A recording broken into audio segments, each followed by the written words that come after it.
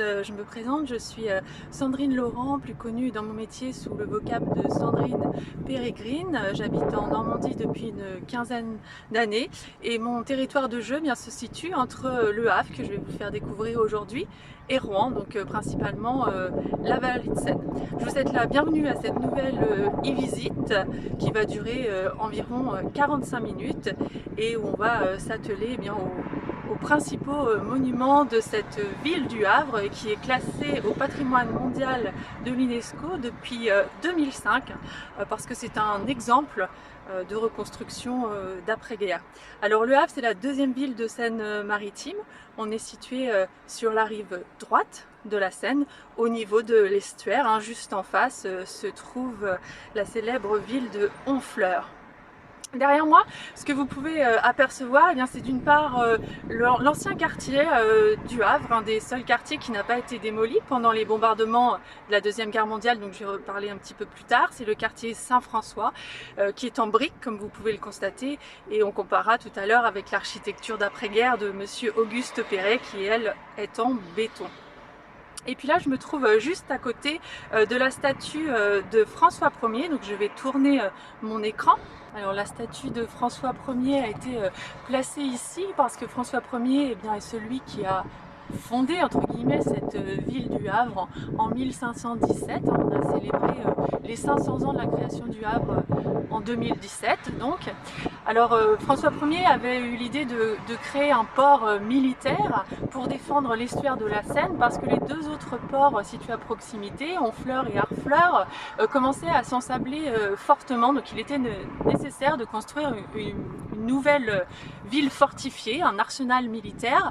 Mais François Ier n'a pas voulu que cela, il a fait aussi appel à un urbanisme italien pour construire une ville, et une ville dont on a encore le tracé originel aujourd'hui. Perret a souhaité garder ce tracé originaire de la ville Renaissance du XVIe siècle. Donc on a la statue du roi, et puis juste de l'autre côté se trouve le bassin du roi. Vous verrez qu'au Havre il y a de nombreux bassins qui ont été construits pour assécher un petit peu la ville, puisque cette ville du Havre a été construite sur d'anciens marécages et donc a été construite à partir de zéro. Il a fallu vraiment tout reprendre depuis le début, et ce qui explique aussi pourquoi le Havre a été très longtemps une ville insalubre jusqu'après-guerre, jusque l'architecture Perret justement. Alors dans le fond, vous pouvez voir un gros paquebot de je crois que c'est de la Brittany Ferries, puisque le Havre est un port de commerce, mais aussi un port de tourisme, avec des liaisons vers l'Angleterre et puis des grands paquebots transatlantiques. Et puis c'est également un port de pêche. On a quelques petits bateaux dans ce bassin du roi, environ une trentaine de bateaux qui pêchent essentiellement la coquille Saint-Jacques et la crevette grise. Ici se trouve le monument aux morts de la Première Guerre mondiale, ou plutôt le monument de la victoire, puisqu'il a été édifié pour célébrer les morts, mais aussi surtout la victoire française. C'est probablement le monument aux morts le plus important en France de par son volume. Perret avait appelé ce monument le presse-papier, parce qu'on peut imaginer qu'il pèse quand même un certain poids. Et c'est un des seuls vestiges, là aussi, dans ce centre historique qui nous reste, qui n'a pas été détruit pendant les bombardements de 1944. Alors voici une vue panoramique. Je me trouve là le long du bassin du commerce qui, comme son nom l'indique, a été financé par les commerçants, et autrefois c'était ici que s'amarraient les bateaux de commerce pour décharger et charger leurs marchandises. Aujourd'hui c'est un bassin de plaisance où on peut voir dans le fond quelques enfants qui pratiquent le canot à voile notamment. Et ce bassin du commerce il est très important puisqu'il a inspiré le père de l'impressionnisme, Claude Monet. Claude Monet est né à Paris, mais dès l'âge de 5 ans, il déménage ici au Havre, où déjà une partie de sa famille s'y trouve, notamment sa tante qui tient un commerce ici. Monet est un bon élève, mais il préfère dessiner. Et à la mort de ses parents, c'est sa tante qui va recueillir Monet et qui va l'inciter à continuer à dessiner, puisqu'elle est elle-même peintre. Et Monet va commencer à dessiner des caricatures qu'il signera au Monet, puisque son prénom c'est Oscar Claude Monet, des caricatures qui vont très vite avoir un succès, qu'il vendra chez un magasin pas petit en 4 heures, qui est un ancien associé de Eugène Boudin. Et c'est donc ici que Boudin et Monet se sont rencontrés, ici et puis à Honfleur également, puisque Boudin est né à Honfleur. Et c'est cette rencontre qui va être déterminante pour la vie artistique de Monet, puisque Monet dira de Boudin que c'est grâce à lui s'il est devenu peintre. Boudin a d'ailleurs peint ce bassin du commerce. On y trouve d'ailleurs sur cette toile des similitudes avec le fameux Impression Soleil Levant peint au Havre par Claude Monet. Ils aimaient tous les deux, bien comme tous les impressionnistes, peindre les effets du ciel, mais aussi les réflexions dans l'eau. Impression Soleil Levant, qui est le titre d'une toile de Monet qui a donné son nom au célèbre mouvement l'impressionnisme. Et puis déjà, vous apercevez cette immense forme blanche qu'on appelle au Havre le volcan, mais que les habitants aiment appeler le pot de yaourt, qui n'est pas sans rappeler aussi les cheminées des bateaux transatlantiques qui ont commencé à faire escale au Havre dès le 19e siècle. Cette œuvre, le volcan, elle est due à l'architecte Oscar Niemeyer. Et alors, comme vous pouvez le constater, il n'y a pas qu'un volcan. Il y a ici le grand volcan qui est en fait le théâtre, la scène nationale, et puis juste à côté se trouve le petit volcan qui lui abrite la médiathèque. Donc je le disais, œuvre de l'architecte brésilien Oscar Niemeyer. Oscar Niemeyer a fui la dictature du Brésil. En France, il a réalisé notamment le siège du Parti communiste, la Bourse du travail en région parisienne. Et puis sinon à l'étranger, c'est celui qui a réalisé le siège de l'ONU à New York et également la cathédrale de Brasilia. Alors, un petit peu comme Perret, Niemeyer, c'est un architecte, mais c'est aussi un poète. Il nous offre là une véritable promenade architecturale parce que selon les points de vue, là je suis plutôt en hauteur, mais je vais aller en contrebas, et bien selon les points de vue, les perceptions de ces bâtiments sont différentes, la lumière est différente. Alors cette lumière, elle est due évidemment à la couleur blanche, qui vient rompre avec les bâtiments Perret qui se trouvent juste derrière, sans pour autant faire fausse note, ça s'allie tout bien. Le Havre, c'est ça, c'est une permanente promenade entre l'architecture après-guerre et puis l'architecture moderne, puisque je ne l'ai pas dit, mais ces volcans datent de 1982. Autant vous dire que des millions de mètres cubes et de nombreux pieux ont été nécessaires, puisque comme je vous l'ai dit au tout début, on se trouve sur d'anciens sols marécageux, donc ça a été aussi une prouesse technique de réaliser cela. Me voici rue de Paris qui, comme vous pouvez le constater avec la circulation et le bruit, était un des axes principaux du Havre, axe originel que Auguste Perret a souhaité garder. Ça c'était un de ses objectifs, c'était de vraiment garder les axes originels de la ville primitive du XVIe siècle pour que les habitants gardent leurs repères en quelque sorte. Tout au fond vous apercevez une œuvre d'art qui est en fait une arche faite de containers qui date de 2017, qui a été inaugurée pour les 500 ans du Havre, et puis qui devait disparaître un petit peu comme la Tour Eiffel lors de l'exposition universelle, mais finalement les habitants se sont attachés à cette œuvre et elle est restée là. C'est une œuvre de Vincent Ganivet qui est spécialiste de ce qu'on appelle l'art caténaire. Catena en latin ça veut dire la chaîne. La chaîne qui nous rappelle aussi la chaîne logistique qu'il faut pour ces containers, puisque le Havre est le premier port français au niveau du trafic des containers, le 5e port européen et le 5e port mondial. 60% des containers passent par le Havre, ce qui explique donc la présence de cette œuvre, une arche de containers. Le nom que l'on donne à ce style architectural, eh bien, c'est ce qu'on appelle le classicisme structurel, c'est-à-dire que les fonctions des bâtiments sont organisées de manière verticale et sont hiérarchisées.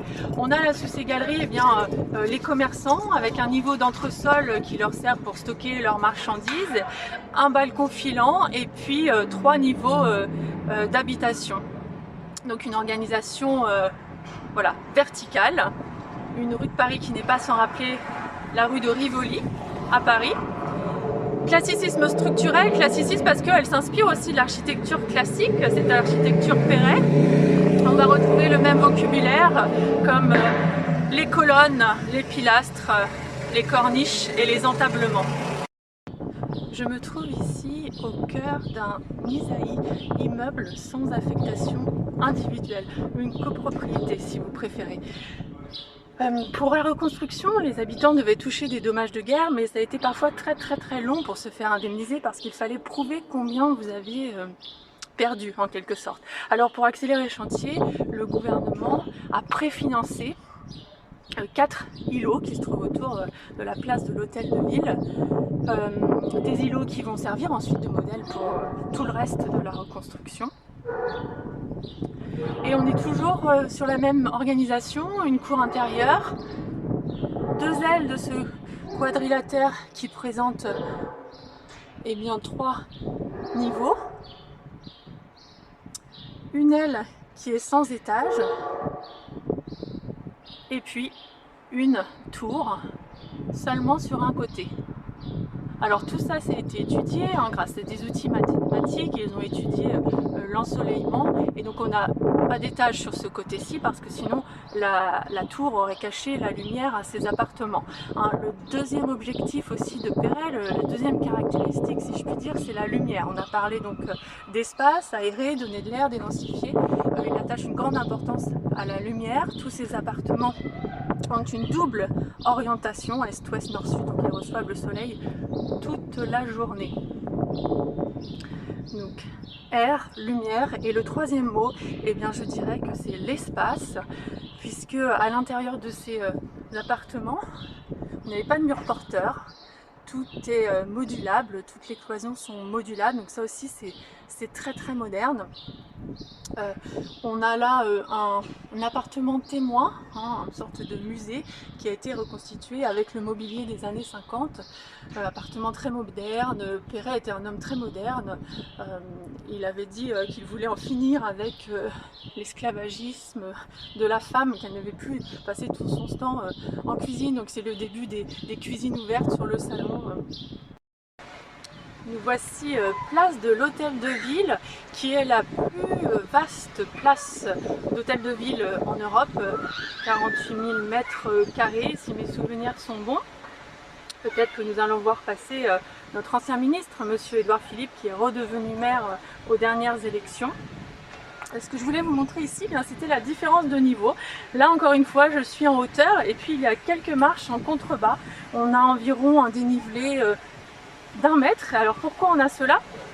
Parce que la première tâche, quand on a commencé la reconstruction, c'était de déblayer tous les gravats. Il y a à peu près 1/3 qui sont partis à la mer et 2/3 qui ont été utilisés pour surélever le niveau originel de la ville. Je vous l'ai dit, elle est construite sur des marécages et donc il a fallu voilà, assainir tout ça, la rendre plus salibre, notamment en surélevant d'1 mètre le niveau originel. Alors cet hôtel de ville il se situe sur l'emplacement de l'hôtel de ville primitif du 19e siècle. Le projet n'a pas tout de suite été accepté par le conseil municipal. Il a fallu que Perret présente une vingtaine de projets avant que ce soit accepté. Le conseil municipal était réticent, il avait dit laissons ces tours, laissons ces gratte-ciel aux Américains et faisons quelque chose de plus agréable. C'est vrai que c'était très moderne, à la fois le béton pour la France, dès les années 50, et puis aussi ces tours. Il y en a plusieurs dans la ville du Havre, des tours comme ça, c'est un petit peu pour casser le rythme de cette architecture horizontale. On a à quelques endroits des éléments verticaux qui ne sont pas placés au hasard. On est là dans ce centre historique au sein de ce qu'on appelle au Havre le triangle monumental Et donc c'est au sein de ce triangle monumental que Perret a construit ces immeubles avec ces rues orthogonales. Et à chaque pointe de ce triangle monumental, eh bien, on a une tour. Donc ici, la tour de l'hôtel de ville, le beffroi, symbole du pouvoir civil. Et puis nous verrons tout à l'heure la tour de l'église Saint-Joseph, symbole du pouvoir religieux. Alors, rien n'est laissé au hasard. Voilà, alors maintenant on va se diriger vers l'autre monument phare dont vous apercevez la tour clocher au loin, l'église Saint-Joseph. Alors quand on parle de Perret, eh bien, il faut aussi parler du béton. C'est un architecte qui va redonner un petit peu ses lettres de noblesse au béton, puisque jusqu'alors c'est un matériau que l'on voulait plutôt cacher, et lui va plutôt faire en sorte de le mettre en valeur par différents procédés. Il va notamment utiliser différentes textures, différentes apparences du béton, tantôt en le martelant, hein, ce qu'on appelle du béton martelé, tantôt en l'utilisant tout simplement brut de décoffrage, tantôt en l'utilisant gravillonné, en y agitant des gravillots. Tantôt on dit aussi laver ou brosser, voilà, ce qui va donner différents aspects à ce béton. Et il va jouer donc à la fois sur les textures mais aussi sur les couleurs, en ajoutant dans la masse eh bien, parfois de la tuile pour lui donner une teinte plus ou moins rosée, plus ou moins orangée, parfois en lui ajoutant de l'ardoise pour lui donner une touche plus grisée. Ce qui fait que selon les heures de la journée, eh bien, la lumière qui vient éclairer ces bâtiments donne des apparences différentes. Ce n'est pas du tout une ville grise comme on pourrait le penser, la ville du Havre. Alors voici ce joyau de Monsieur Auguste Perret, dont il ne verra pas la fin du chantier malheureusement. Pour cette église Saint-Joseph, eh bien, il a repris un ancien projet qu'il avait pour la ville de Paris, l'église Jeanne d'Arc, mais qui a toujours été refusé par la municipalité. Alors il a retranscrit ce projet pour la ville du Havre. C'est la 4e église qui se trouve à cet emplacement. Ici, il n'y a plus qu'un tas de gravats. Et donc, on va reconstruire tout depuis le début. C'est une véritable prouesse technique puisqu'environ 50 000 tonnes de béton seront nécessaires. Un procédé architectural qui permet de passer de cette base carrée à une tour octogonale qui s'élève à 105 mètres de haut, qui est visible à 60 km à la ronde. Donc c'est la première chose que l'on voit quand l'on vient de l'océan Atlantique, que les touristes voient quand ils viennent des États-Unis notamment. Un véritable phare, si je puis m'exprimer ainsi. Alors une autre particularité de l'architecture Perret, eh bien, ce sont ces figures géométriques que vous pouvez voir, que l'on appelle des claustras. Voilà, un petit peu pour apporter des éléments décoratifs, pour donner du rythme. Perret avait dit que l'architecture c'était une langue, un langage dont le vocabulaire était les colonnes, le rythme était 6/24 et les répétitions étaient les claustras, et qu'il fallait concevoir une ville comme une harmonie musicale.